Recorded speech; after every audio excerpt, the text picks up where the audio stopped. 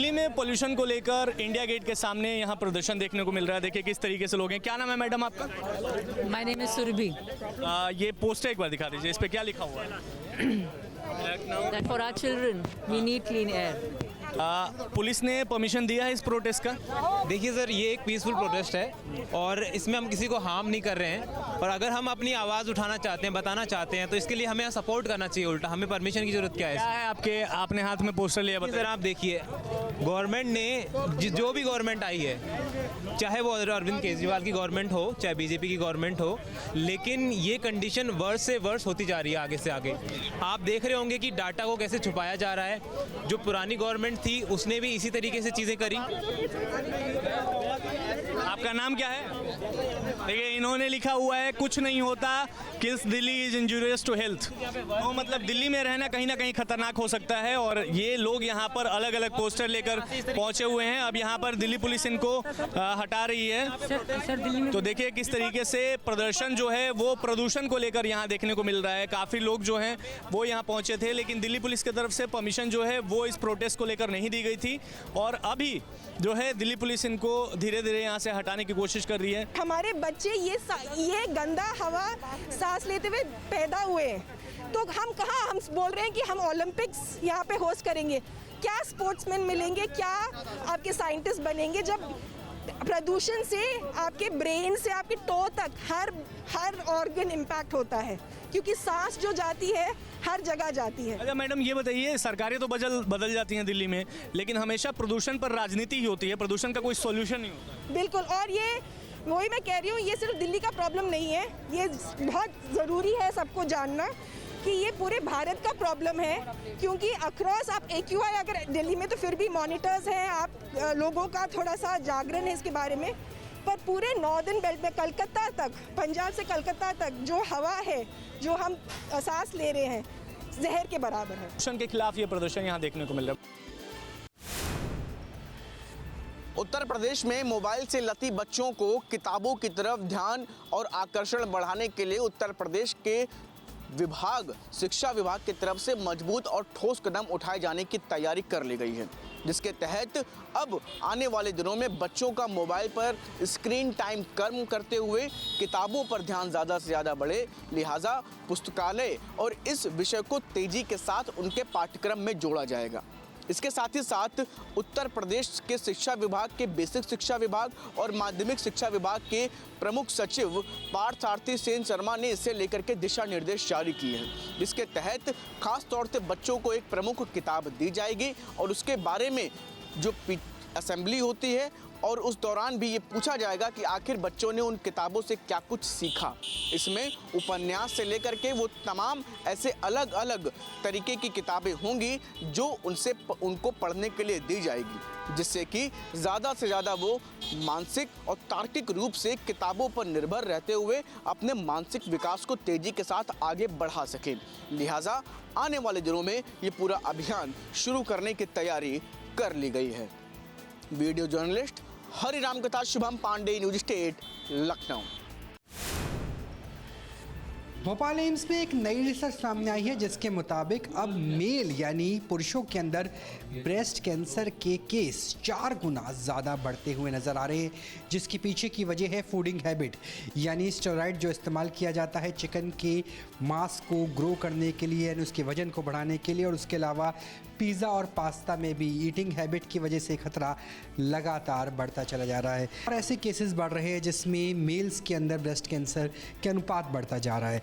क्या इसमें eating habit किस तरीके से होगी? नहीं, डेफिनेटली राहुल की जो खाने की हमारी हैबिट्स हैं वो देखा यह गया है कि जो अनएथिकल प्रैक्टिस लोग कर रहे हैं, जो ग्रो करते हैं, चिकन ग्रो कर रहे हैं या मतलब जिन्होंने पोल्ट्री फार्म वगैरह रखे हुए हैं या कुछ वेजिटेबल्स और ये वो भी, और जो बर्गर देखा यह गया है कि जो चिकन्स हो गए या मोमोज हो गए या बर्गर हो गए, उसमें कुछ इस तरह के इंग्रेडिएंट मिला रहे हैं जिससे उनका टेस्ट बढ़ रहा है। या जैसे चिकन हो गया तो उसमें इंजेक्ट कर देते हैं स्टेरॉइड हार्मोन्स, स्टेरॉइड इंजेक्शन वगैरह, जिससे उनका जो साइज़ है वो बढ़ जाता है। तो बेसिकली इस तरह के देखा ये गया कि इस तरह का फूड खाने से जो फीमेल जेनाइटल्स हैं, जैसे ब्रेस्ट हो गई, ये उनका भी साइज़ बढ़ रहा है उनके अंदर।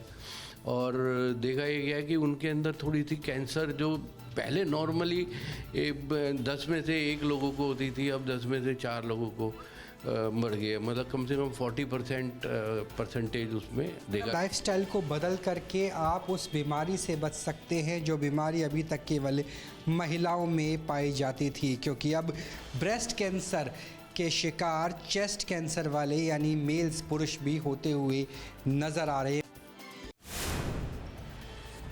भारतीय डाक विभाग ने ग्राहकों के लिए एक नई सुविधा शुरू की है जिसका नाम मोबाइल पार्सल वैन के नाम से जाना जाने लगा है, क्योंकि अब ये वैन सीधा आपके घर पर आएगी और आने के बाद आपके जो पार्सल है, आपकी जो स्पीड पोस्ट है, उसको घर से लेके जाएगी, जिसके लिए आपको कोई भी अतिरिक्त किराया यानी कि शुल्क नहीं देना होगा।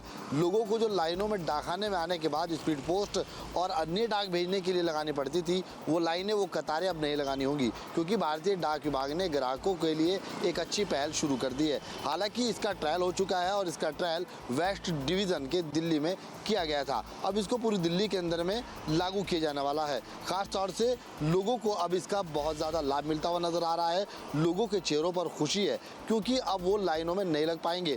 लगातार जिस तरह से लोगों को स्पीड पोस्ट करने के लिए लाइनों में लगना पड़ता था, उस झंझट को निपटाने के लिए डाक विभाग ने ये फैसला ले लिया है। हालांकि इसके लिए कोई अतिरिक्त शुल्क नहीं है, लोग इससे काफ़ी खुश नज़र आ रहे हैं। साथ ही साथ जब आपके पास मैसेज आ जाएगा तो मैसेज आने के आधे घंटे के अंदर अंदर में वैन आपके घर पर पहुंच जाती है, यानी वो वैन जिसको मोबाइल स्पीड पोस्ट वैन के नाम से लोग जान रहे हैं, और आपका पार्सल, आपकी स्पीड पोस्ट आपके घर से सीधा लेकर डाकखाने जाती है। और उसी समय अंतराल में, जो समय अंतराल आपके डाकखाने से डाक भेजने में लगता है, उसी अंतराल समय के अंदर में आपकी डाक भी जहां भेजना चाहते हैं वहां पर पहुंच जाएगी। हालांकि अब देखना ये होगा दिल्ली के अंदर में जब इसका पूरी तरह से उपयोग हो जाएगा तो इससे कितने बड़े संकेत और कितनी बड़ी राहत दिल्ली के निवासियों को मिलनी शुरू हो जाएगी, क्योंकि अब 10 तक सीधा स्पीड पोस्ट आपके घर पर पहुंचेगी और आपको डाकखाने जाने की ज़रूरत नहीं होगी। आपकी डाक, आपका पोस्ट अब आपके घर पर है। देखना यह है खासा असर कितनी जल्दी होता है और कितने बड़े पैमाने पर इसका लोग लाभ उठा पाते हैं। सोने की चमक इस वक्त थोड़ी फीकी नज़र आ रही है, क्योंकि सोने के जो दाम है वो 21 दिनों में 10,774 रुपये में गिरावट के तौर पर नज़र आए हैं। क्योंकि देखिए सोने का दाम लगातार गिरता जा रहा है, वहीं लोगों के चेहरों पर चमक है, क्योंकि तिजोरी जो घर की शान है उसकी जो चमक है वो सोना है। तिजोरी में अगर सोना है तो आपके चेहरे पर मुस्कान अलग नज़र आती है। दाम गिर रहे हैं, लगातार लोग ये सोच रहे हैं कि और ज़्यादा दाम गिरते हुए नज़र आएंगे। हालांकि अभी शादी विवाह का पूरी तरह से सीजन शुरू हो चुका है और लोग बड़े पैमाने पर ख़रीदारी भी कर रहे हैं। लगातार सोने के दाम आसमान छूते हुए नज़र आ रहे थे। फ़िलहाल हम दिल्ली के उस सराफा बाज़ार के अंदर मौजूद हैं और यहाँ पर लोगों की राय जानते हैं कि आखिरकार वो किस तरह से ख़रीदारी कर रहे हैं। लगातार 21 दिन में जिस तरह सोने में गिरावट आई है, तो क्या कुछ सवाल अभी फ़िलहाल आपके मन में है? हमारे मन में तो ये सवाल है कि कस्टमर की वॉक इन बहुत बढ़ने वाली है। शादियों का टाइम है, सीज़न स्टार्ट हो चुका है, तो कस्टमर का तो वॉक इन बढ़ेगा ही बढ़ेगा। हमारे मन में ये चीज़ की खुशी है कि लोगों को फ़ायदा मिलेगा, रेट कम होने से लोगों का यहाँ पे फुटफॉल बढ़ेगा। क्या अपने लिए खरीदारी? हाँ जी। क्या मैम गोल्ड में क्या पसंद? मैं लंबा कुछ देखना चाहती हूँ। दाम गिरे हैं तो लगे हाथ आप भी लेंगी फिर तो? हाँ, थोड़ा वेटेज में फ़र्क पड़ेगा तो उस चीज़ का डेफिनेटली इम्पैक्ट तो पड़ता ही है। देखिए तिजोरी की शान सोना कहा जाता है और महिलाओं के जब गले पे ख़ास तौर से वो अपने पूरे सोने के सेट पहनती हैं तो उनकी जो चमक है वो खिलती हुई नज़र आती है, ऐसा यहाँ की महिलाओं का कहना है। बड़े पैमाने पर अब सोने की ख़रीदारी करती हुई महिलाएं नज़र आ रही हैं। अब देखना ये होगा कि आने वाले समय में क्या दाम गिरते हैं या फिर सोने के जो दाम है वो वापस अपने उसी अंदाज में जैसे आज से 21 दिन पहले उछाल ले रहे थे ऐसे नज़र आते हैं। गुजरात एटीएस को सबसे बड़ी सफलता मिली है। आईएसकेपी के जो आतंकवादी संगठन से जुड़े जो लोग हैं, 3 आतंकवादी है, वो फिलहाल गुजरात एटीएस ने पकड़ लिया है। आप देख सकते हैं मेरे पीछे जो गुजरात एटीएस की जो ऑफिस है, यहाँ पे तीनों को लाया जा गया है। साथ में इनसे पूछताछ में पता चला है कि ये लोग हैं बड़ी वारदात को अंजाम देने वाले थे। फिलहाल एटीएस को इनके पास से 3 पिस्तौल, 30 कारतूस और एक केमिकल बरामद हुआ है।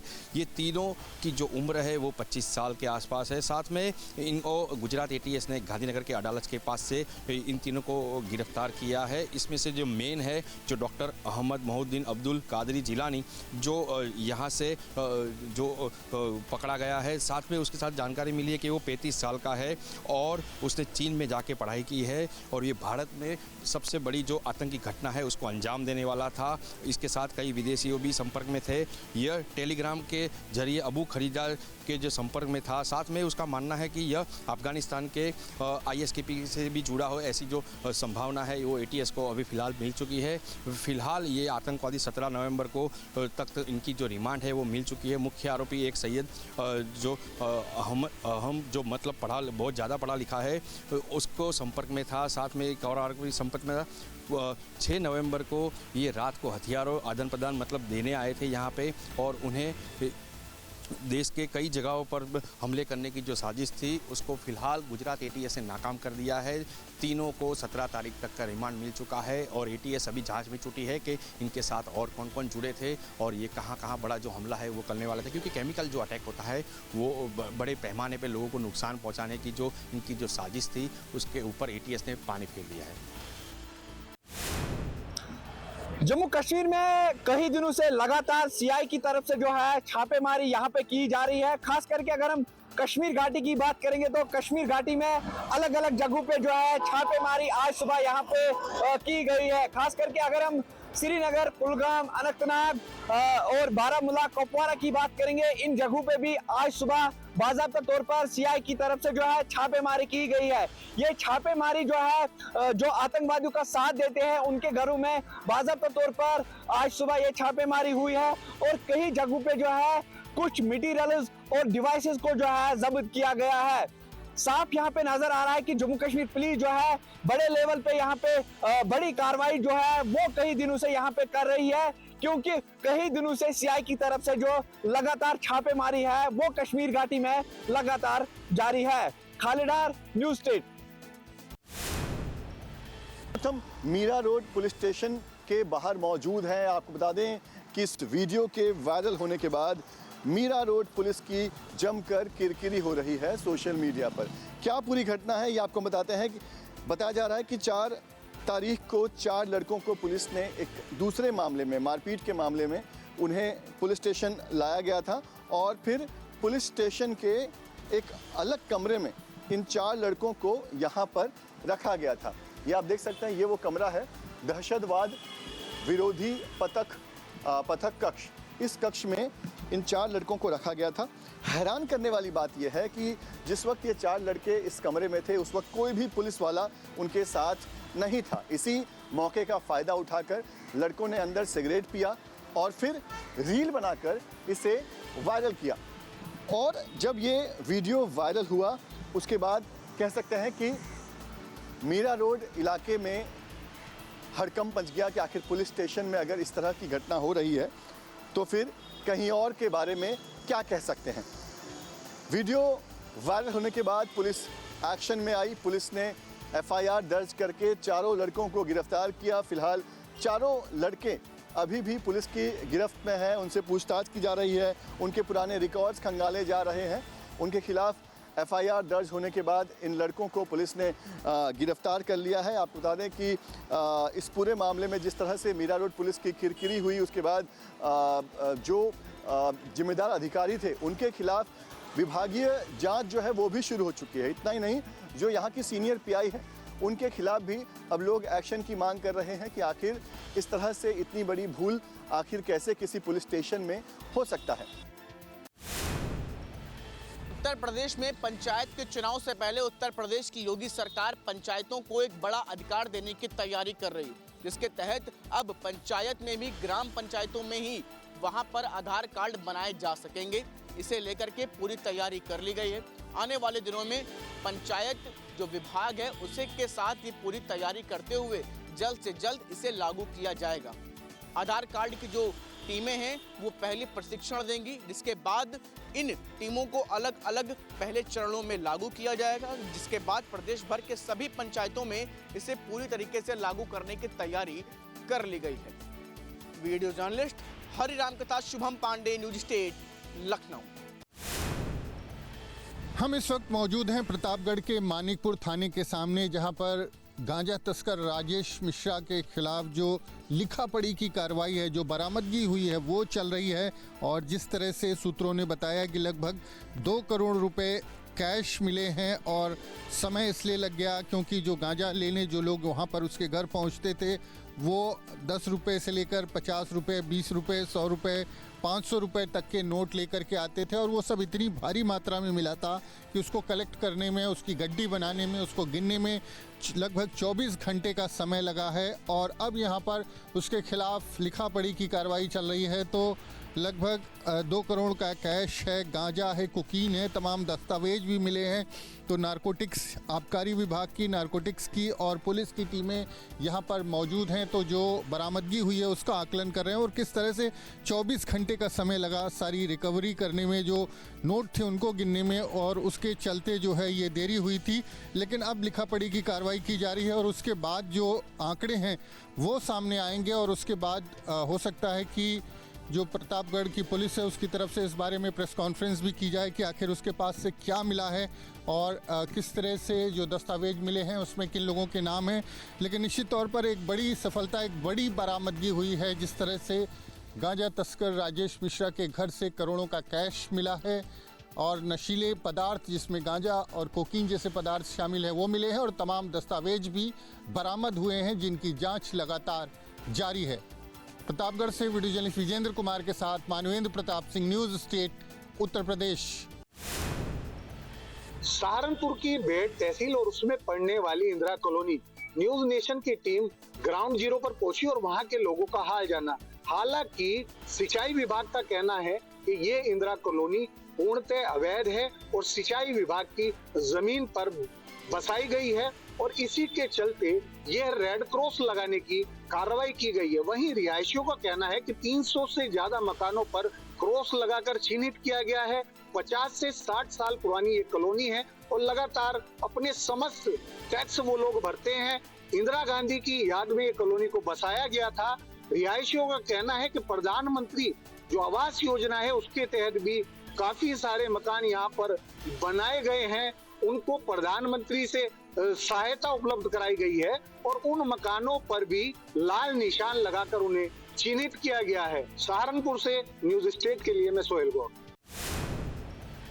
राजधानी लखनऊ समेत पूरे उत्तर प्रदेश में ऐसा सिरप जिसमें कोडीन का इस्तेमाल होता है उसके खिलाफ कार्रवाई जारी है। एसडीए की टीम ने ऐसी कई जगह छापेमारी की, कई दुकानों के लाइसेंस अभी निरस्त किए। लखनऊ में भी एक मामला आया है। लखनऊ में सिस्टर 2 फर्में थी और दोनों अमरोहा नगर कोतवाली क्षेत्र के मोहल्ला नौगजे में देर रात मुस्लिम रीति रिवाज के अनुसार 35 वर्षीय दूल्हे की बारात अमरोहा के निजी बैंकेट हॉल में गई थी। मुस्लिम रीति रिवाज के बाद जो है दुल्हन को दूल्हा अपने घर साथ ले आया और सभी रस्में पूरी करने के बाद दूल्हा अपने दोस्तों में बैठा। फिर सुबह सवेरे लगभग 3 बजे दूल्हे की हार्ट अटैक के कारण मौत हो गई। जो दूल्हे की शादी की खुशियाँ थी वो दूल्हे की मौत के बाद गमगीन माहौल हो गया और जो परिवार है उसके द्वारा सभी रिश्तेदारों को आज दावत का इंतजाम किया गया था। आज वलीमे का प्रोग्राम होना था, लेकिन सुबह सवेरे दूल्हे की मौत के बाद दुल्हन का रो कर बुरा हाल है। फिलहाल परिजनों ने बिना किसी कानूनी कार्रवाई के, बिना पुलिस को सूचना दिए ही सबको सुपुर्दे खाक कर दिया है। अफसर Ali, news state, Amroha. Smoke chamber वाले दिल्ली एनसीआर में अगर बाहर निकलना ज़रूरी है तो कैसे रखें अपनी त्वचा का ख्याल, अपनी आंखों का ख्याल, अपने बाल का ख्याल और सबसे बढ़कर अपने फेफड़ों का ख्याल, वो आपको सिलसिलेवार तरीके से हम बताने की कोशिश करेंगे। दरअसल जो ये मास्क मैंने लगा रखा है ये नॉर्मल N95 या N99 मास्क नहीं है। दरअसल मैंने ये एक एयर प्यूरीफायर ही पहना हुआ है जो IIT की टेक्नोलॉजी से एक स्टार्टअप के द्वारा, भारतीय स्टार्टअप के द्वारा बनाया गया, क्योंकि एयर क्वालिटी इंडेक्स जब 400 के पार चला जाए तो N95 के बावजूद भी आप कई सिगरेट पी सकते हैं। और यही वजह है कि अब एयर प्यूरीफायर लगाना भी ज़रूरी हो जाता है। यहाँ मैं आपको दिखाऊंगा कि एयर क्वालिटी अभी भी कितनी खतरनाक है, क्योंकि जैसे ही मैं बटन प्रेस करूँगा, अगर ये ग्रीन पे रहेगा तो स्थिति ठीक है, और रेड या येलो पर है, ऑरेंज पर है, तो इसका मतलब है कि बेहद ख़राब हवा है। और यही वजह है कि मैं इसकी स्पीड को भी हाई कर रहा हूँ, और हाई करने के बाद एक अलग से पंखा है जो चलना शुरू हो चुका है, ताकि जितना संभव हो हाई फ्रिक्वेंसी पर मैं अपने त्वचा के साथ साथ अपनी सांसों का ख्याल रख सकूं, फेफड़ों का ख्याल रख सकूं। दूसरी चीज़ है ये चश्मा। दरअसल फॉग इतनी ज़्यादा है, कोहरे की हम बात नहीं कर रहे, धुंध की हम बात नहीं कर रहे, स्मोक की बात कर रहे हैं। स्मोक इतना ज़्यादा है कि सूरज की किरणें तो ठीक से आ ही नहीं रही, फिर भी मैंने चश्मा क्यों लगाया है? दरअसल इस ब्लैक गॉगल्स के पीछे की वजह है कि अगर मैं अपनी आंखों को खुला रखता हूं तो इसमें जलन होने लगेगी, इतनी तेज़ जलन होने लगेगी, क्योंकि PM 2.5 पार्टिकुलर मैटर 2.5 की वजह से इसके अंदर जलन होती है, और वो इतने नैनो पार्टिकल्स होते हैं कि आपकी आंखों में चले जाते हैं। इसलिए जितना संभव हो आप धूप का चश्मा, सामान्य चश्मा या फिर अल्ट्रा वाइड रेज से बचने वाला जो कंप्यूटर वाला चश्मा होता है वो लगा के रखें। दिल्ली NCR में लगातार पोल्यूशन का स्तर बढ़ता जा रहा है। पोल्यूशन इतनी खतरनाक स्थिति में पहुंच चुका है कि लोगों को सुबह मॉर्निंग वॉक करने में काफी दिक्कतों का सामना करना पड़ रहा है। लोगों को सांस की समस्या हो रही है, गले में खराश, आंखों में जलन की दिक्कतों का सामना करना पड़ रहा है। एक बार आपको तस्वीर में दिखाना चाहूंगा, पोल्यूशन इतनी खतरनाक स्थिति में पहुंच चुका है कि आप तस्वीरों में देख सकते हैं हाई राइज बिल्डिंग पोल्यूशन की चादर में लिपटी नजर आएंगी। आपको चारों तरफ जहां भी देखेंगे तो पोल्यूशन ही पोल्यूशन दिखाई देगा। जो हाई राइज बिल्डिंग है फिलहाल पोल्यूशन की चादर में लिपटी नजर आ रही है। हालांकि पोल्यूशन से निजात दिलाने के लिए प्रशासन द्वारा लगातार छिड़काव की व्यवस्था भी की जा रही है, जिससे